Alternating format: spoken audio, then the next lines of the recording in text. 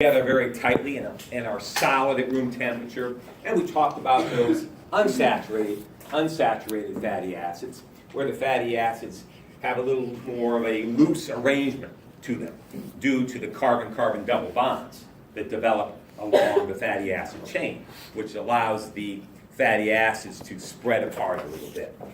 So as a result, they are liquid and much more healthful to consume.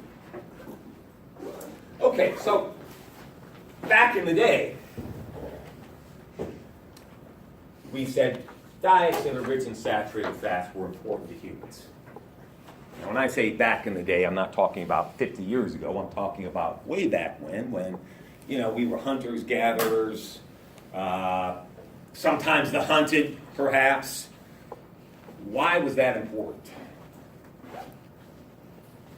To have sources of saturated fat. Because we Have needed some more fat, energy. to have some fat on the body stored.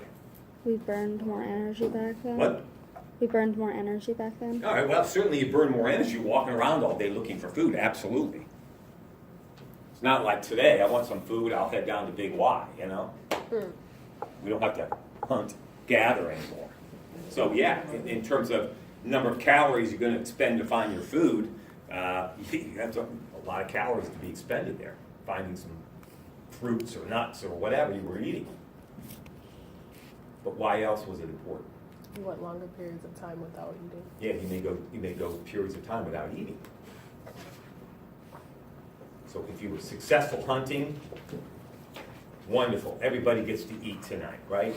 We killed this buffalo and everybody's satiated with food. Well, maybe for the next 4 or 5 days, people in the group doing the hunting weren't so successful. Now all we have are these lousy roots to eat that we dig up out of the ground, and I'm hungry. Well, during that period, of course, your body would draw upon your fat reserves. Hopefully you have some. Draw upon those fat reserves, break down that fat, hydrolyze that fat, and give you the energy you need until the group kills an animal, or maybe you find a tree loaded up with fruits or something like that, a nice source of food. Today, however, it's not that important to have a high-fat diet or a lot of fat on your body. It's best to minimize or burn the fat.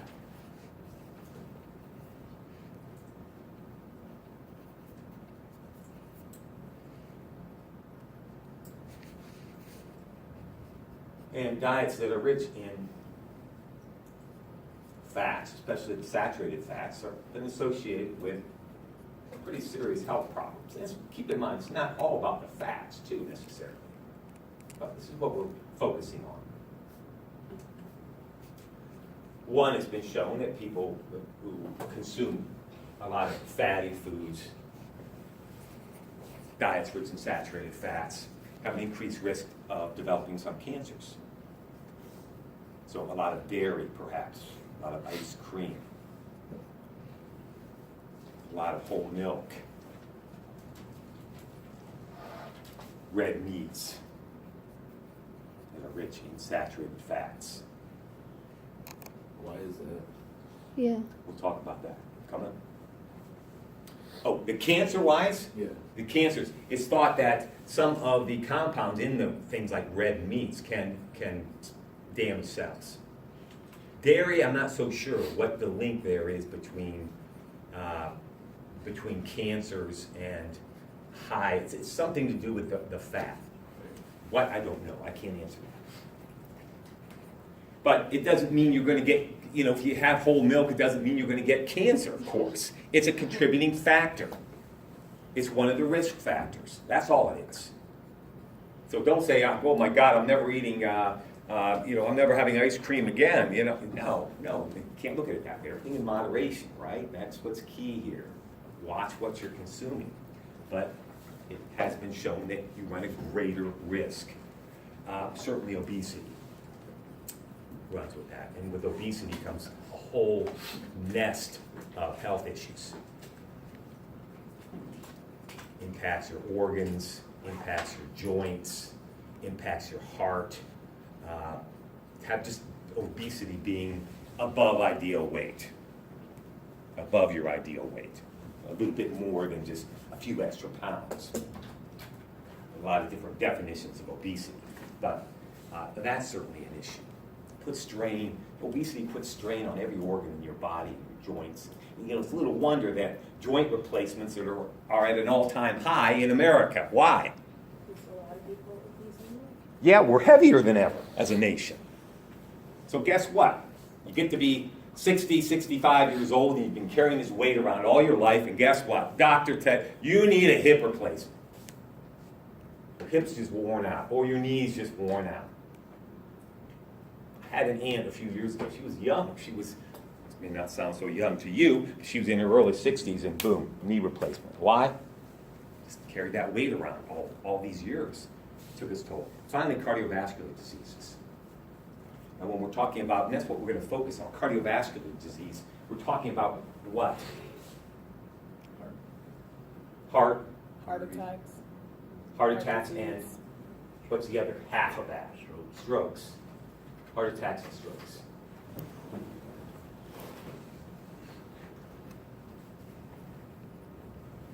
Don't write down the numbers here. Don't write down the numbers. Let's illustrate a point.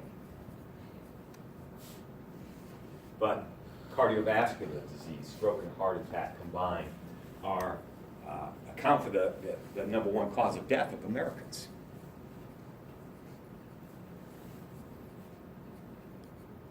About a third of all deaths. Wow.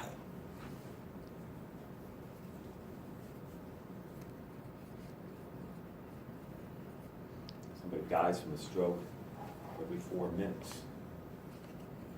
Not everybody dies from a stroke, of course.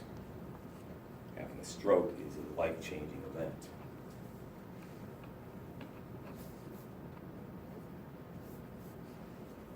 Strain on the economy.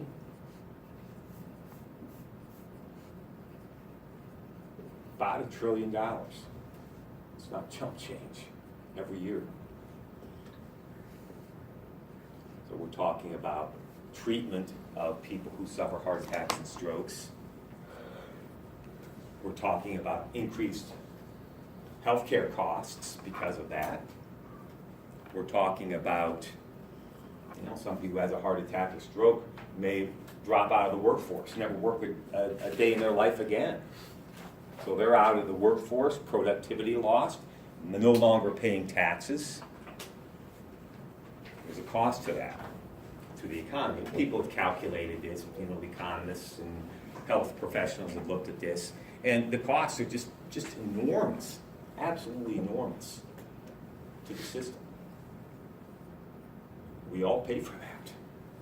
We all pay for that one way or the other. We all pay for that. Somebody's not working anymore, well, they're not paying taxes anymore, and chances are they need public support, and who pays for that? We all do. We all support that person who cannot work anymore.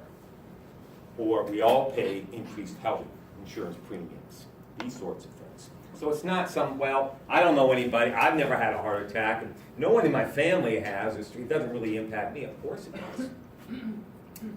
I'm sure there's not a person in this room who doesn't know someone who's suffered a heart attack or stroke.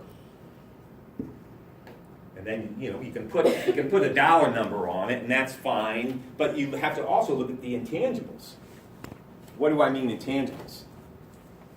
The stuff you can't put a dollar figure on. Their health, their health, their well-being. Yeah, well, their life now. Think about it. If I went home tonight and suffered a stroke, God forbid, and I recovered from it, or I survive it, let's say, but I suffer some brain damage, and I have trouble speaking, trouble walking, trouble doing simple things that I could do today that I won't be able to do tomorrow. Boy, there's an impact on my life, certainly.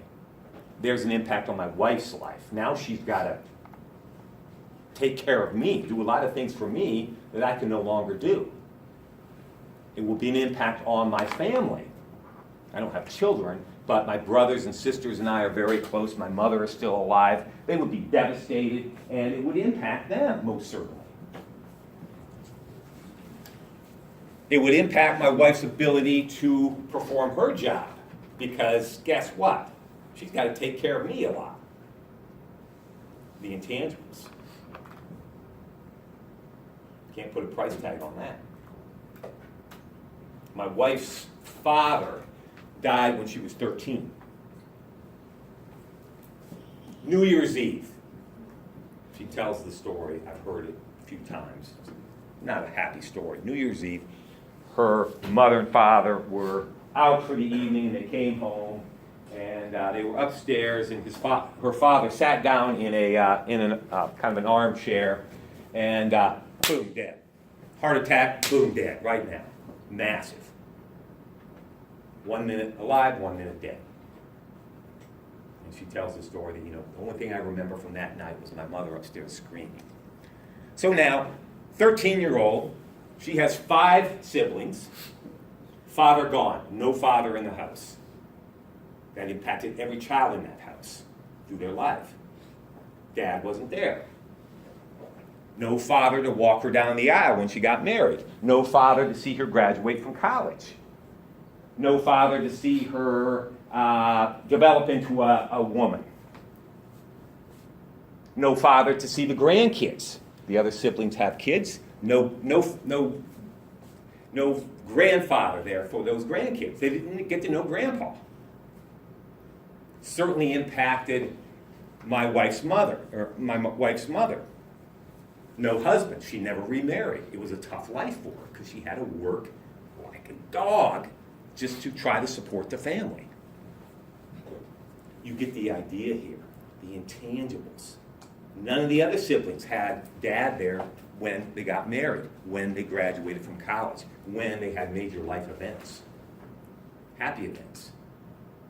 So those are the intangibles. You can do all the numbers you want, but those are the intangibles. Those are the real impacts. And I would bet every person in this room could tell a similar story. You know somebody who suffered a heart attack or a stroke, and it was life-altering, life-changing. So that's what I want to focus on a little bit today, hopefully for the rest of the period here, and talk about how all this happens and things we can do to hopefully prevent that. Because statistics say 1/3 of us in this room will die from this. Those are the numbers. 1 out of every 3.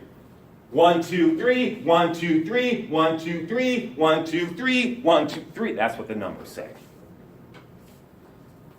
Wow. Okay, so how's all this begin? Let's talk about this so-called, what we call atherosclerosis, or hardening of the arteries. Probably heard of that. You've probably heard of hardening of the arteries. Another name for it, atherosclerosis.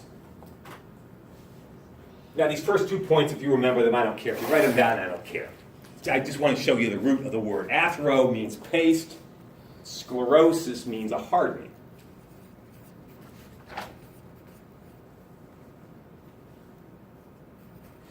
So what happens is that major arteries that transport blood through your body, the blood carries oxygen, of course, among other things, oxygen, glucose. These major arteries begin building up a material called plaque on the inner walls of the blood vessels. Now, the plaque isn't like, the plaque you get on your teeth. If you don't brush them, you brush them in the morning, you get home at about 10 o'clock at night, and you feel, oh gosh, my teeth are really gross. It's not the same plaque. Plaque is a combination of different molecules, different components. Plaque is a buildup of, it can be triglycerides, it can be fat molecules, it can be bits of calcium, cells, cholesterol, all these things. So what happens is this. Let's get rid of this for a second. Good way to depict this is on the board. So here's a blood vessel. a section through a vessel. So the blood would be flowing, let's say, from the room through this into the next room. Okay? It's like cutting a pipe in half, that's what we're looking into. So when the plaque begins to build, what it does is slowly over time,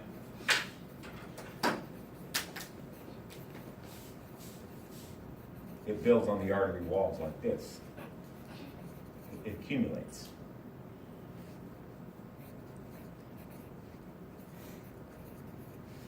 Now you do battle. What kicks this whole thing off? And this is key. What kicks this whole process off is some sort of damage to your arterial wall.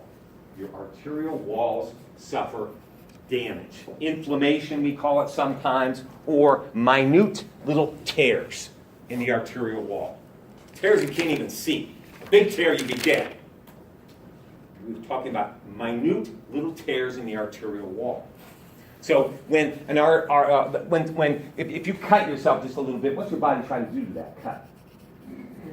Heal it, seal it off, right? Of course.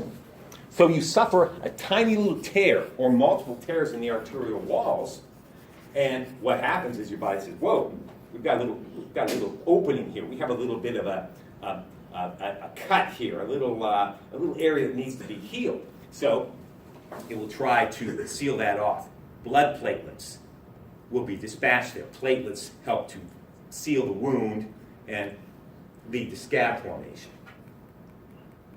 Well, one of the components of blood platelets is calcium. Calcium is very rigid. It's a very rigid molecule. So calcium platelets will accumulate at that site.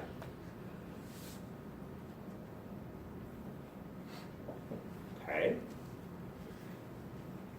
Cells can catch there, get caught up there, and be held there, accumulate there.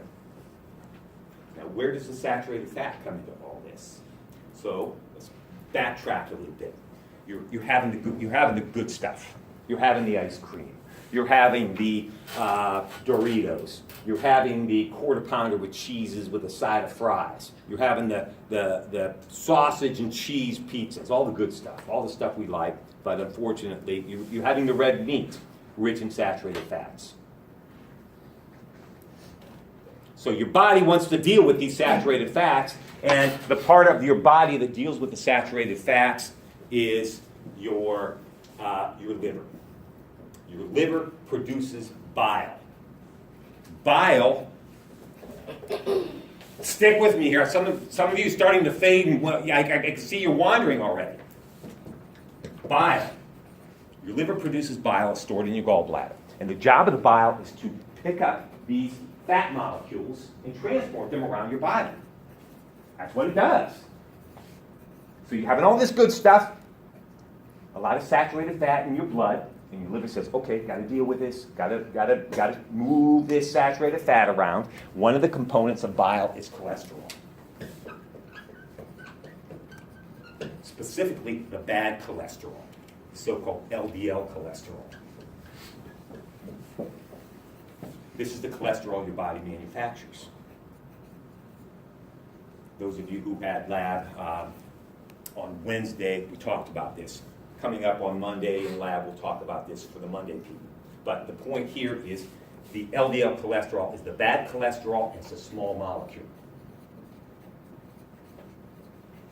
Okay, so now you have this bile, which has a cholesterol component to it, pulsing through your veins, your arteries, and when it hits these little minute tears in the arterial wall, what's that little molecule going to do? Penetrate it, seep into the little tear, and remain there. So the cholesterol starts to build, along with all these other things. If you have a low-fat diet, you're not going to have as much bile pulsing through your veins, your arteries. Hence, less LDL cholesterol. Okay, so what happens over time? Cholesterol builds up in your arteries. Not the cholesterol, but we call plaque. Or plaque. All this stuff, which cholesterol is a component of it.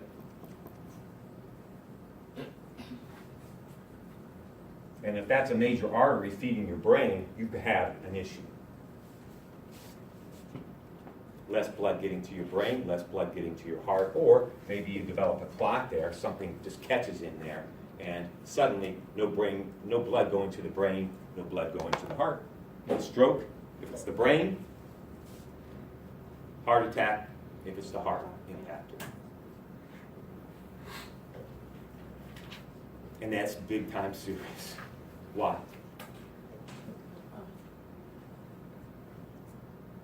You die. Because You could die. But right immediately, what's the issue? You're not getting oxygen. You're not getting oxygen to the muscle, to the brain cells. And if you can't They get start to oxygen, die. blood isn't getting there. And if blood isn't getting in there, what will not be transported to those cells? Oxygen. No oxygen, glucose cannot be broken down. You need oxygen in order to break down glucose. It's a process called respiration. We'll get to that later. But no oxygen to the brain, to the heart, those cells are glucose starved, and what's going to happen to them really quick? They're going to start dying. So if you're deprived of oxygen long enough, it can kill you with the heart or with the brain. Or perhaps you get help and you recover. Well, that's a life-changing event. Maybe part of your brain is damaged. We've all seen people who've had strokes. They talk slower. They have a harder time walking. They have a harder time doing everything we take for granted. Life-changing event in an instant. I had a patient who had a stroke, and one side of his body was working, like he could lift his leg, or Yeah. and the other side he couldn't do anything with it. Yeah, frequently it affects one side of the brain. Yeah. So you see how this happens. So it's not something, it's something cumulative. It's something, this atherosclerosis, this buildup of plaque, doesn't start when you get to be my age. When does it start? Teen years. It starts in the teen years. It's just later on in life, it finally catches up to you. And that's when most people are suffering strokes and heart attacks in their middle age or later on in their life. So here's a nice depiction of what's going on here. There's your normal section of artery, a little tear in the wall, which leads to the buildup. The buildup of the plaque.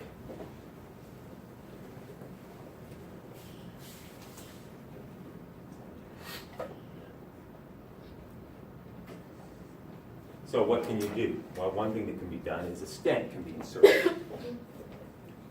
So if you are suffering from, sometimes you don't have we have a stereotypical heart attack is, someone drops over. It's frequently, what's a heart attack like? What?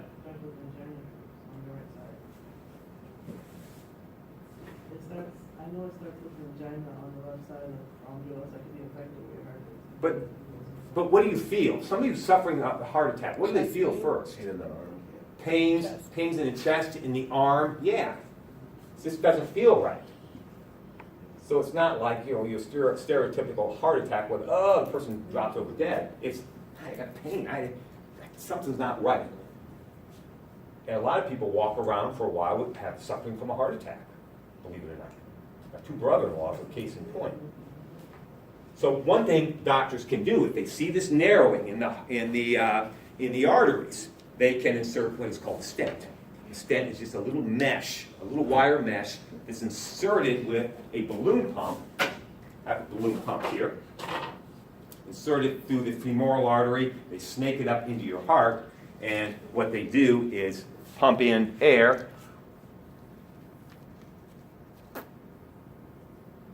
That expands the artery and allows the surgeon to insert the stent into the heart, called a balloon pump. How they do it up through here and they weave it up, I don't know, that's incredible to me. And then I have a stent here.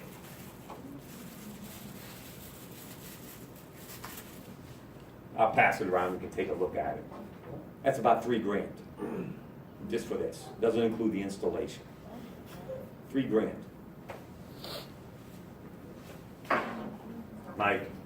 my sister works at the Cleveland Clinic. If you know heart, if you know medicine, Cleveland Clinic is the place in the world to go for heart care.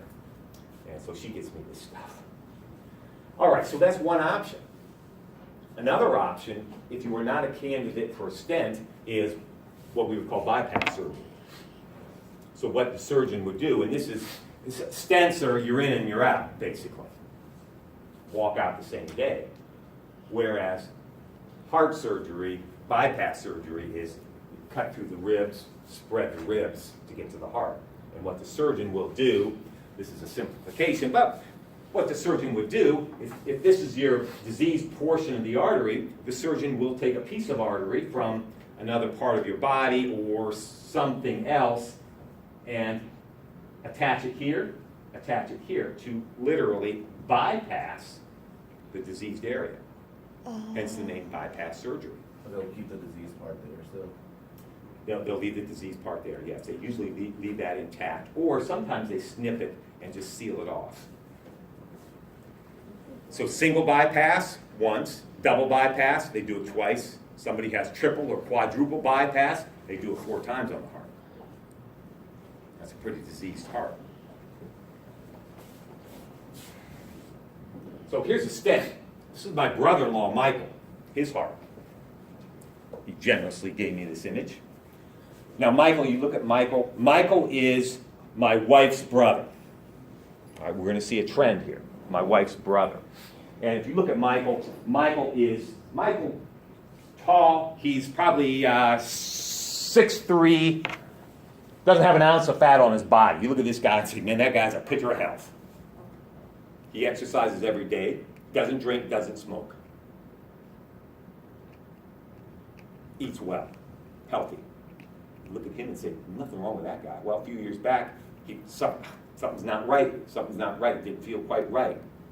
Went to the doctor. They took this photograph of his coronary artery here, 90% blockage.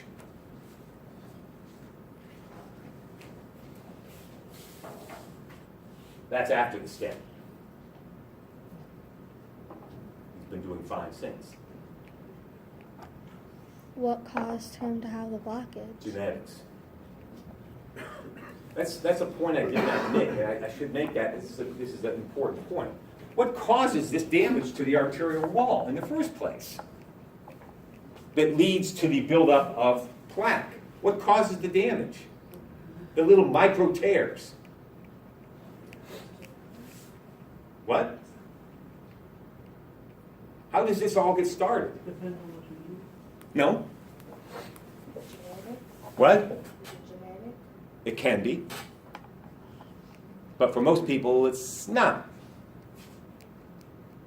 How do you get these little microscopic tears in your arterial walls? High blood pressure, stress, obesity, and what's the big one? Genetics. No, that plays a role. It's not genetics. What's the big one? What's the big one? Come on. High blood pressure, obesity, stress. Cholesterol? No, cholesterol is a reflection of your diet. What is it? Come on. What? No. Smoking. Smoking. The big one. Smoking. So those are some of the causative agents of these little tiny micro tears in your arterial wall. Smoking.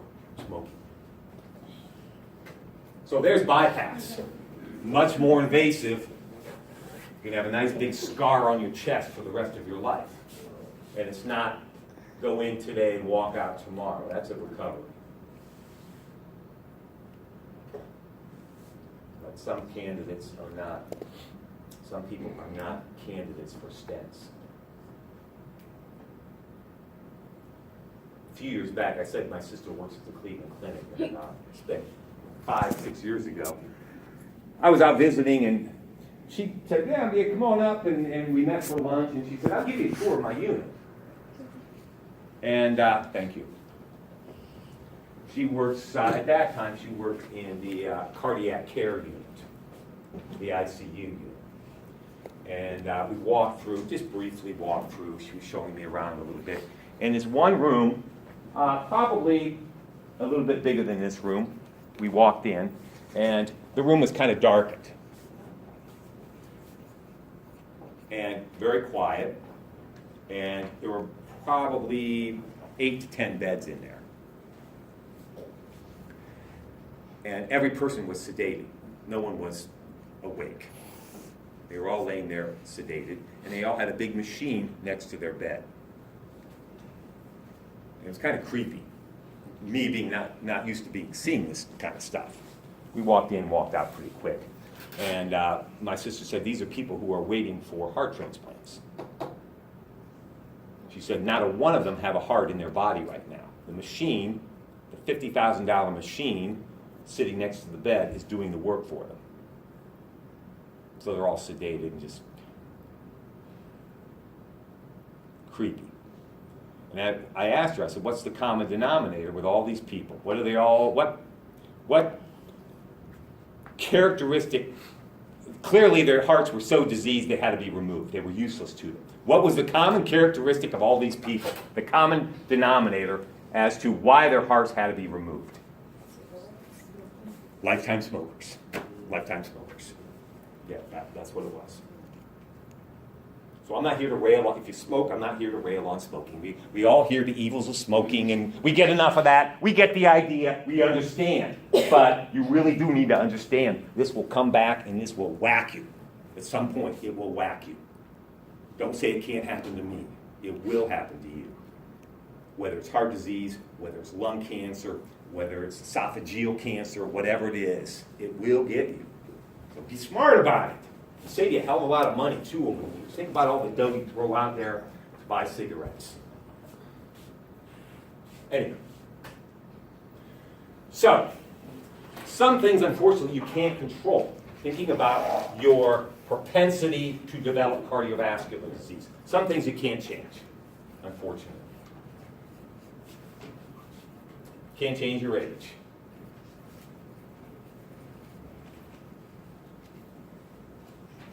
And the older you get, your risk factor goes up. That makes sense. Very few people, very few young people like you all have heart attacks or strokes.